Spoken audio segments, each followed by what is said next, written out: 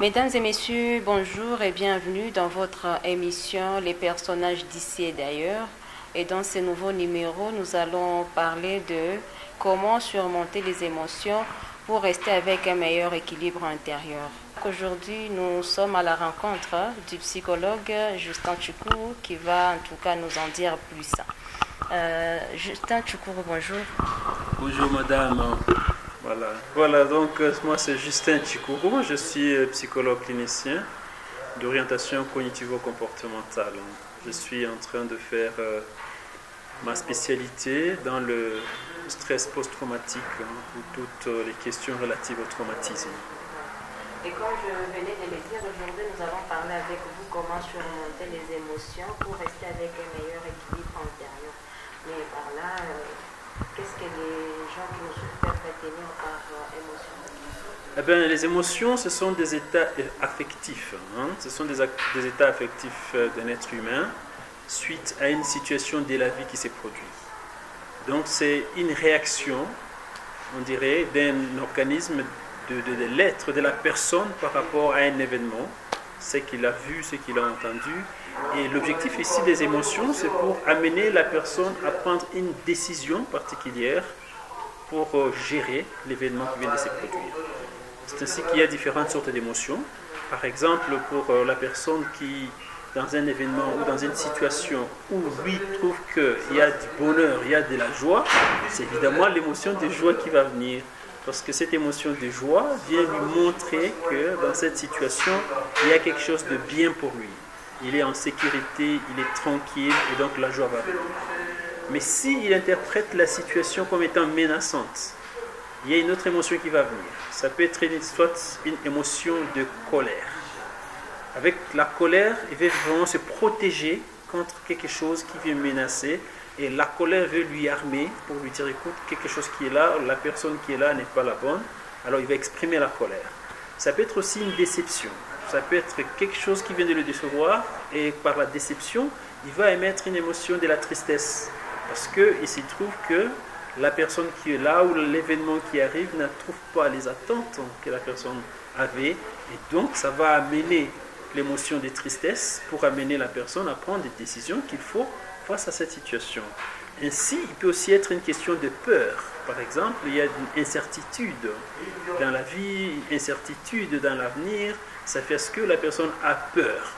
Alors, ce que nous voudrons évidemment confirmer ici, vous comprenez que je viens de citer à peu près 4 émotions de base, notamment la joie, la peur, la tristesse et la colère. Il y a d'autres, comme le dégoût, comme la surprise. Ce sont des émotions qui arrivent. Mais ce sont les 4 qu'on retrouve souvent dans nos relations humaines. Et ce sont ces 4-là qui se produisent soit naturellement, parce que ce sont des émotions, c'est vraiment naturel, ce n'est pas quelque chose qui est pathologique en soi. Parce que dès la création de l'être humain, les émotions sont là pour nous permettre de vivre et d'être en relation avec notre environnement, notre relation. Cependant, ces émotions peuvent aussi avoir un caractère pathologique. Et c'est quand il y a un caractère pathologique maintenant qu'il y a besoin de nous comme psychologues pour venir réguler ces émotions, ces états affectifs dont le corps ou le cerveau lui-même ne parvient plus à équilibrer. Et dans le cas où les émotions vont dans le sens négatif, est-ce qu'il y a des conséquences qui peuvent survenir sur l'état mental? Bien sûr. Bien sûr, bien sûr. D'abord, nous devons reconnaître aussi une chose. Les émotions sont le produit de nos pensées. C'est ce que pense la personne qui va produire l'émotion. C'est pas des faits qu'on vit, non. C'est pas les événements. Non, en fait, c'est l'interprétation de l'événement. Comme quelqu'un va dire, c'est la perception que tu donnes à l'événement qui va produire l'émotion. C'est ça. Donc, c'est la pensée en fait qui nourrit une émotion. Sans penser, il n'y a pas d'émotion. Et si on pense positivement, on va produire des émotions positives. On pense négativement, on va produire des émotions négatives. Et si on veut des situations négatives, donc on sera toujours animé dans une émotion négative, alors on va développer soit des humeurs négatives, et si ces humeurs négatives persistent, on va développer des personnalités antisociales, des personnalités narcissiques, des personnalités borderline, parce que plus l'état d'âme qui t'anime avec le temps va déterminer la personne que tu seras. Donc, voilà pourquoi dans notre société aujourd'hui, on encourage les gens d'être positifs. Parce que quand tu es positif, tu vas produire la positivité, la joie, le bonheur. À quel moment maintenant les émotions peuvent produire la dépression? La dépression. En fait, maintenant, la dépression, c'est une pathologie. D'ailleurs, il est défini comme étant un trouble de l'humeur. C'est un trouble de l'humeur qui vient d'une émotion négative. Et cette émotion négative tient compte de l'expression de la perception qu'on a de l'événement. Je donne un exemple, par exemple, dans la déception d'amour. Dans une relation d'amour, il y a la confiance qui est là. Il y a, soit c'est la femme, soit c'est l'homme, ils se rencontrent, compte tenu de la magie naturelle, ils s'aiment. Et puis à un certain moment, il y a un comportement que l'un va démontrer et l'autre va interpréter ça négativement. Par exemple, le monsieur va peut-être venir ivre, et pas une fois. Et du coup, la dame ne savait pas que le monsieur prenait de l'alcool.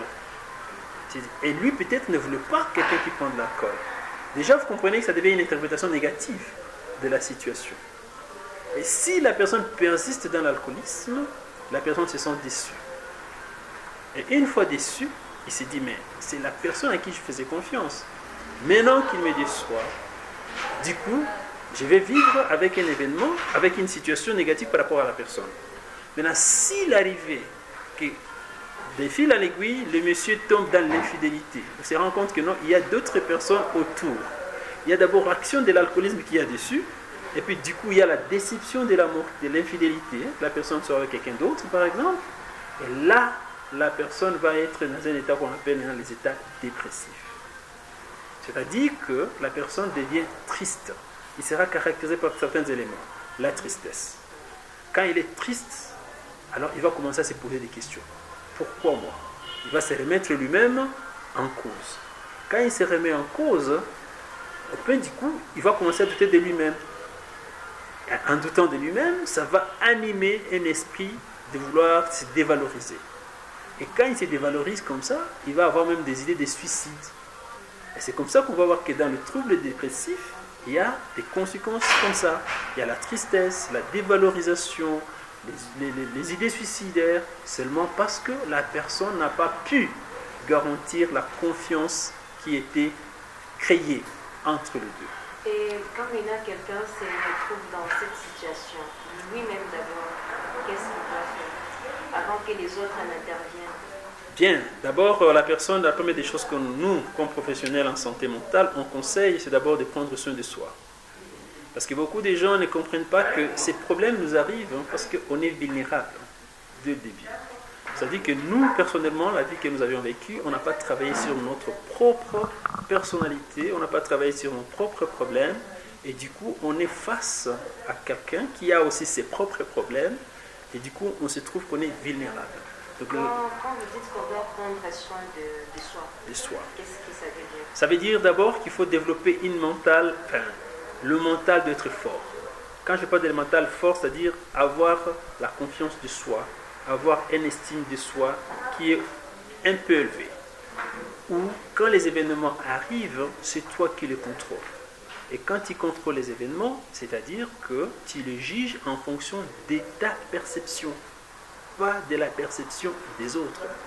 Et c'est ça la question. Beaucoup de gens font des choses pour plaire, font des choses parce que c'est ce qui est recommandé et ils s'oublient. Et lorsqu'il y a un élément malheureux qui arrive, ils sont vulnérables, ils tombent. Donc la première des choses, c'est de se dire, c'est moi qui contrôle les événements, je suis fort mentalement, et quand la situation arrive, je suis prêt à faire face. Deuxièmement, quand je dis prends soin de soi, c'est-à-dire fais des choses qui te plaisent dans la vie.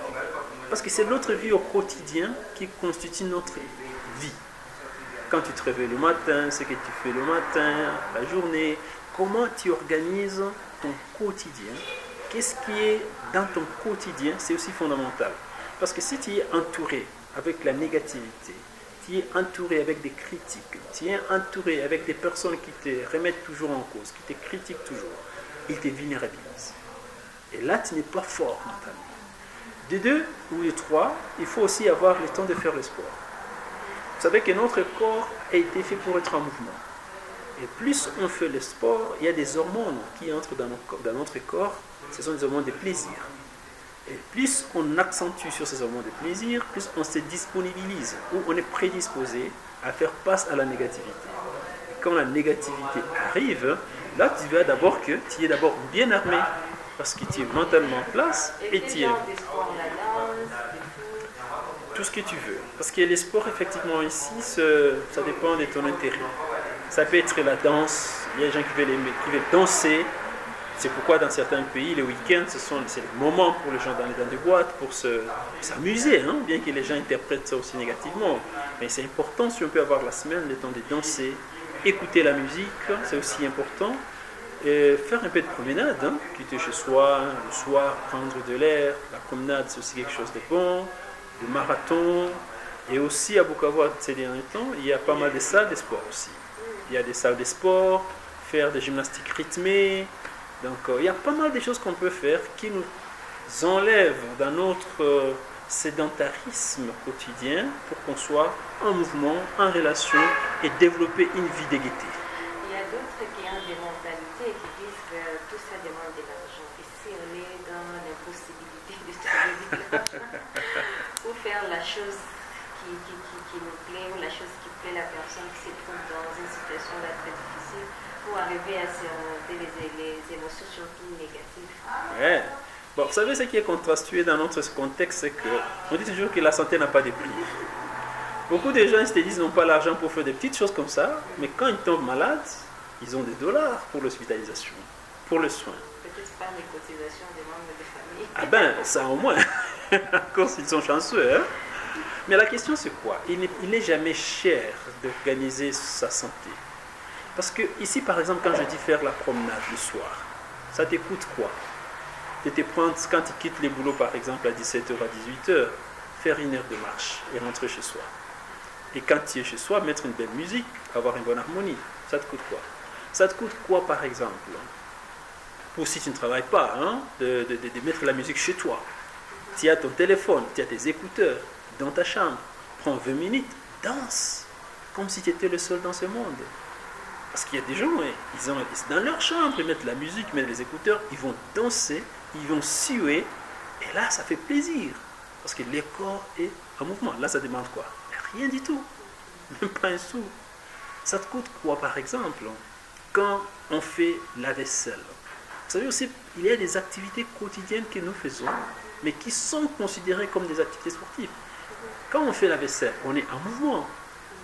Alors, on peut y trouver le plaisir dans la vaisselle. On peut trouver le vaisselle quand on lessive. On peut trouver le plaisir quand on arrange son lit.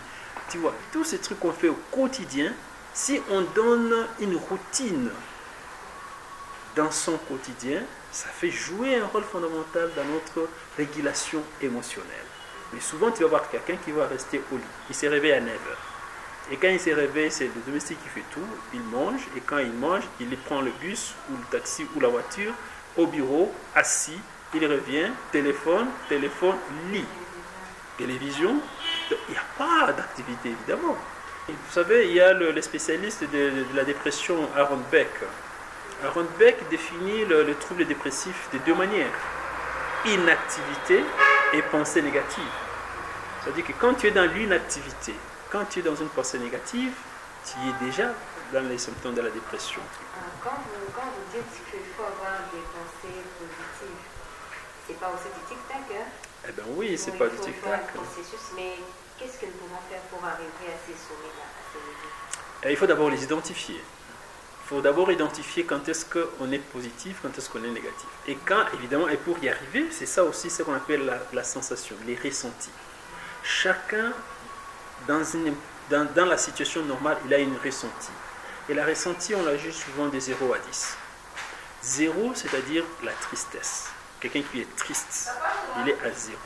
Et la tristesse est connue. Quand on est triste, on pleure, on est découragé, on ne veut rien faire, on est vraiment fatigué. Quand on est heureux, on est excité, on est souriant, on veut vraiment s'éclater vers le monde. Mais on peut faire une observation de 0 à 10.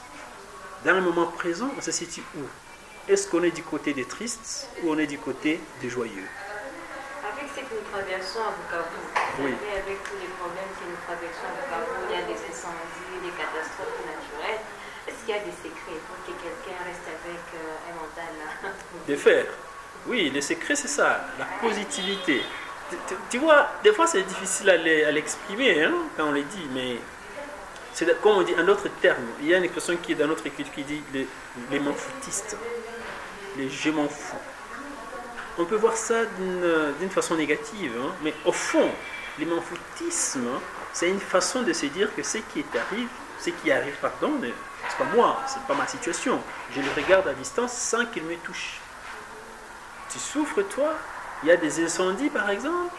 Il y a des trucs, mais je dis, mais oui. On regarde maintenant dans la rationalité. Qu'est-ce que moi je vais faire ici? Quel est mon rôle ici? Quelle est ma part ici? Si tu peux faire quelque chose, tu le fais. Si tu ne peux pas faire quelque chose, tu dis alors ce n'est pas pour moi. Et quand tu conclus que ce n'est pas pour toi, tu te distancies. Et donc tu vas gérer la situation sans qu'il puisse t'affecter. Mais lorsque tu t'appropries la situation, tu la fais la tienne, donc tu amènes la souffrance en toi. Et quand tu amènes la souffrance en toi, tu vas vivre la tristesse. Exemple avec les questions des incendies, comme on vient de le dire. La maison vient de brûler. C'est ta maison. Les premières réactions sont naturelles. On va pleurer, on va être dans tous les états, on va être triste. Mais après une petite période de temps, quand les choses se mettent en place, la question arrive. Ben oui, l'incendie est là. Là, je suis là, je fais quoi maintenant? C'est ça le principe de ici et maintenant. C'est de là que viennent maintenant les questions des principes positifs.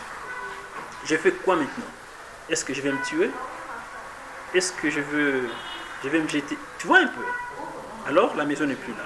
Quelles sont les options que j'ai? Je regarde les options qu'on a. Est-ce qu'il y a quelqu'un à qui je peux courir pour m'aider? Il y en a, il n'y en a pas. Mais s'il n'y en a pas, d'une manière ou d'une autre, il doit y avoir une option. C'est cette option-là sur laquelle tu dois capitaliser. Trouver toujours la beauté dans notre souffrance. C'est ça ce qui nous manque. On a tendance à vouloir se vivre. Oui, parce qu'on veut être des victimes. Parce que notre société va victimiser les gens. On va être victime, on va souffrir, les gens vont venir te consoler, te cajoler. Mais ils ne comprennent pas qu'en te faisant ça, ils t'enfoncent dans une douleur. Mais il faut sortir. Trouver que donc voilà, c'est arrivé en positif, peut-être j'aurais perdu plus ou j'aurais été dedans, mais au moins c'est arrivé, je suis en vie. Point. Comme je suis en vie, j'ai trouvé une autre maison. J'ai travaillé dur pour avoir celle-là, je vais encore travailler dur pour avoir une nouvelle. Tic, et on avance. Mais quand on commence à se dire, mais non, cette maison je l'ai eu difficilement, voilà, comment je vais trouver une autre maison? Et quand tu fais ça, tu nourris la négativité. Et dis tout la négativité, tu dis, ben voilà, il n'y a rien. Ça te prend de la place, tu n'auras plus le temps de développer maintenant l'autre partie pour t'en sortir. Et tu fonces. Voilà pourquoi un autre secret pour développer la positivité, c'est la gratitude. Beaucoup de gens n'ont pas la notion de la gratitude. C'est lorsque tu développes la notion de la gratitude, tu finis par comprendre que tu as beaucoup de choses pour te rendre heureux. Voilà par exemple. La santé, par exemple, le fait de te réveiller le matin, le fait que tu sois en bonne santé. Donc, il y a des choses que nous avons dans la vie qu'on néglige parce que nous sommes orientés vers l'avenir. Nous sommes juste vers la fin de notre émission. Quel message à la fin? Le message aux gens qui nous suivent, c'est trouvons toujours le temps d'être heureux. Trouvons le bonheur dans nos difficultés. Les difficultés sont les défis. Les problèmes de la vie viennent nous renfermir pour nous donner la chance d'être plus forts, d'être mieux que la personne que nous sommes aujourd'hui. Alors, de développer des pensées positives pour développer des émotions positives. Car les émotions positives vont nous orienter à prendre des bonnes décisions. Parce que ce sont des décisions qui vont nous amener dans la joie, dans le bonheur. Mais lorsqu'on développe des pensées négatives, on se victimise, on va aussi développer des émotions négatives. Et les émotions négatives vont nous conduire dans des actions négatives qui vont exagérer notre souffrance. Donc nous avons le choix de ces 4 émotions, vous allez voir, il y a la colère, la peur et la tristesse sont négatives. Il n'y a qu'une seule émotion, c'est la joie. Donc il faut capitaliser sur la joie au quotidien dans tout ce que nous faisons pour effectivement devenir des personnes meilleures. Mais aussi pour les gens qui aimeraient vous rencontrer pour tel ou tel autre sujet, vous êtes psychologue. Oui. Comment vous êtes trouvé? Bon, voilà, je suis, comme dit, psychologue clinicien.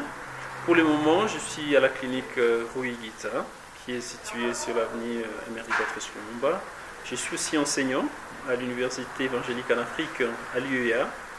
Voilà, donc soit on peut me trouver à l'UEA, on peut me trouver à la clinique Rui Guita. Il y a aussi mes coordonnées, si je peux passer les numéros, 09 97 021 459. Comme ça, ils peuvent m'appeler et on peut partager. Merci beaucoup d'avoir accepté notre invitation. C'est un plaisir. Merci aussi. J'espère que prochainement, on sera encore ensemble. Absolument. Ça me ferait énormément plaisir de continuer à débattre sur ce sujet qui nécessite en tout cas que les gens comprennent que la vie est faite pour être vécue. Merci beaucoup.